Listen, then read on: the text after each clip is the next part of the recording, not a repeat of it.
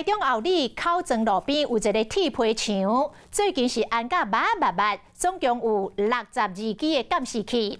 原来这个处事是通信行的头家，收集到客户各种买电的监视器，甲组合起来，将做在地的一个基建。后里区口庄路边的铁柱壁有斗真侪监视器，甲算成有62支。 大部分的镜头拢向同一个方向，这款特殊的画面引起不少民众的讨论。感觉就夸张，怎么夸张？这太多了吧？因为我没有看过这个，我不知道。附近有不好的邻居之类的吧？一开始我 PO 的时候，就有人就觉得说好像很密集啦，很密集这样子啊。 是讲看一个真侪监视器拢无接电，一个问才发现讲，原来厝主是咧开通信行的。 伊将客户报废的监视器拢甲集中起来，拍什么组成店名来拍广告，其中敢若2支有录影功能尔。广告用啦，广告用就对了。对啊，就像你现在来拍就是广告了。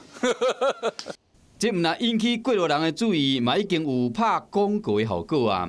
Hello， 我是易景，想要抢先掌握最及时的新闻资讯吗？赶快按赞、订阅、开启小铃铛，锁定华视新闻的 YouTube 频道。